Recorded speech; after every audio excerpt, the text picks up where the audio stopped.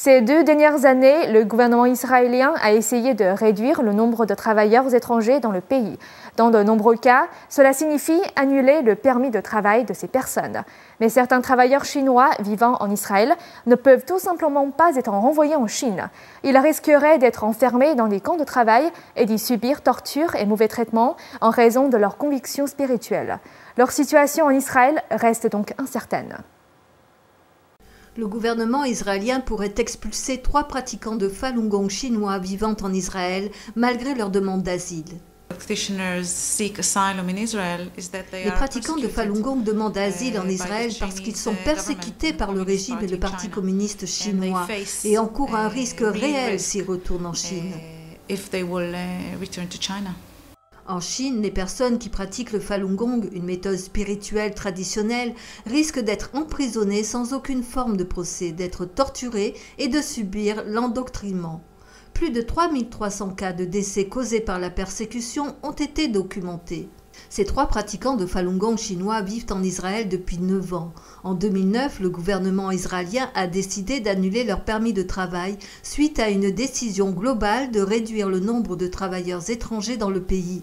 Depuis, les autorités ont continué de renouveler leur visa tous les 3 mois. Mais le 14 novembre dernier, le département de la population et de l'immigration du ministère de l'Intérieur israélien a décidé de déporter les 3 pratiquants de Falun Gong en Chine dans les 7 jours. Les 3 personnes ont fait appel de la décision et un tribunal israélien a décidé le 20 novembre dernier de suspendre les avis d'expulsion jusqu'en décembre afin d'analyser la situation. Lorsque NTD s'est entretenu avec eux, les pratiquants n'ont pas voulu révéler leur identité pour ne pas mettre leur famille restée en Chine en danger. Quand j'ai été interrogé par le ministère de l'Intérieur, ils m'ont demandé si je voulais qu'on m'accorde un visa de travail. J'ai répondu que le type de visa m'importait peu. Je resterai ici jusqu'à ce que la Chine arrête la persécution, puis je rentrerai chez moi. Cette autre pratiquante de Falun Gong vit en Israël depuis 9 ans. Elle explique la raison pour laquelle elle pense que sa demande d'asile a été rejetée. Je pense que la personne qui m'a remis la lettre de refus ne connaît pas la vérité sur la persécution en Chine.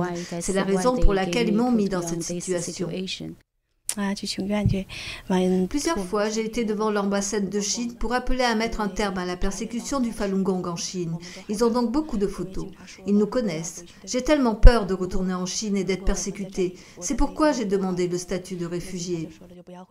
Un porte-parole du ministère de l'Intérieur a déclaré dans un communiqué par courriel que les dossiers seraient étudiés en regard des conditions d'asile établies par l'Agence des Nations Unies pour les réfugiés. Les 3 pratiquants de Falun Gong attendent la décision finale du tribunal, qui pourrait prendre des mois. Le ministère de l'Intérieur a déclaré la semaine dernière à NTD qu'il suivrait la décision rendue par le tribunal. NTD News, Tel Aviv, Israël.